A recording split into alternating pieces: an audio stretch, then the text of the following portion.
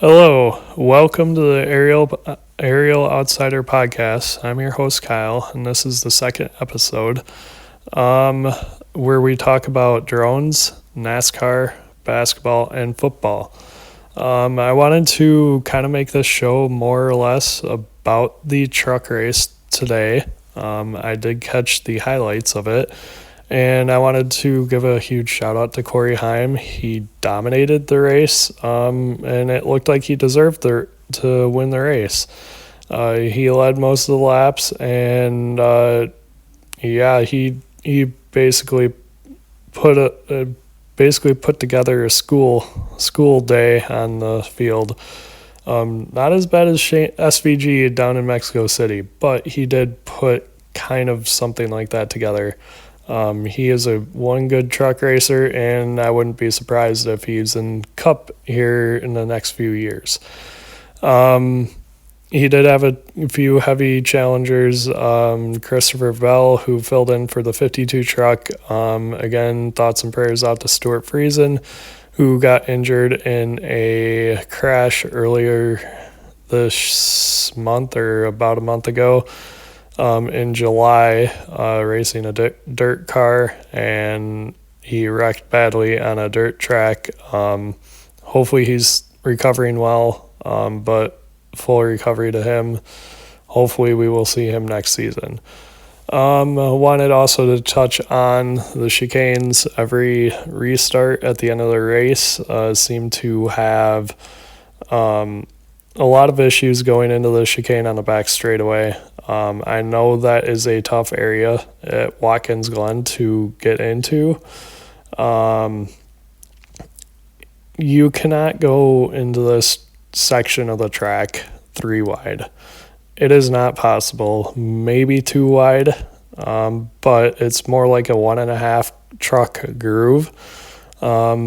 It's kind of the same way for each series that NASCAR races there with. And the way I see it is that if you bounce the truck off the curb as you're going through there, that's how you get the half lane as the truck bounces. Otherwise, you'll be in the grass. And that's where a lot of the problems came during the overtime restarts, is that it prevented Corey Heim from taking the white flag and the race being ended right there. So that's the thing about modern NASCAR here, is it's filtered down the truck series where everybody just sends it into all the passing zones, dive bombs each other, and they end up wrecking right before they take the white flag. So then they have to re-rack the trucks, and you get another restart. Corey Heim survived all that, which I'm not surprised, but good for him. Had some pretty good challenges today, which he wins Watkins Glen for his 7th win of the season, which is pretty amazing. Another aspect of the race I'd like to talk about is the restart zone. I think NASCAR did move that restart zone back a little bit. So they start accelerating before turn 11 on Watkins Glen. And in doing so, moving this back, that means the first couple of rows are single file when they hit the start finish line. Granted, that's totally fine with me. It kind of makes it a little less hectic up front for the leaders. But then again, also too, it kind of puts that second guy at a disadvantage if you want to be side by side with the leader going into turn 1. At Watkins Glen, that's probably not going to happen, just because you have a hard right-hander and a hard at turn 11 and a hard right-hander for turn 1. Excuse me. So doing this, I think NASCAR made a good decision because they are coming to the line faster at full speed. I don't know if a lot of the NASCAR community will like this. We'll see what happens in the Xfinity race and the truck race. Not the truck race, but the Cup race on Sunday, to see how they all react to that. But not a good day for some of the drivers that were doing double or triple duty.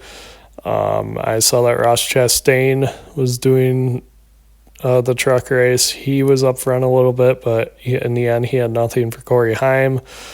And then again, the same thing.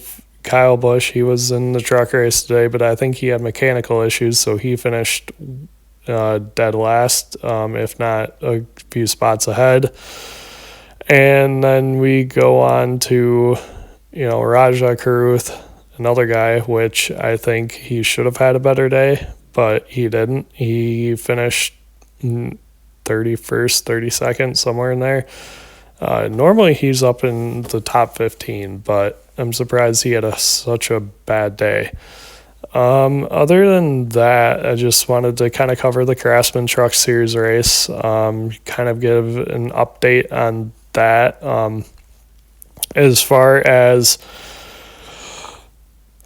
as doing making this longer, I know it takes a lot more planning, but I wanted to give an update kind of like this, where, say you're walking to work and you want your updates short, sweet, and to the point. Maybe this is a shorter podcast. I don't know. I'm still working on that. Put your comments and ideas in the comments below, as well as follow me. I'll try to put out episodes daily, depending on when races are, when I have time. I do work 2 other jobs, so I wanted to start this up to put my knowledge out there and put myself out there. I do own a drone business as well.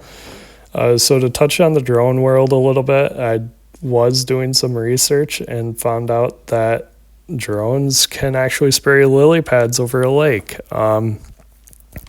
There's this guy that runs the YouTube channel New Way Ag.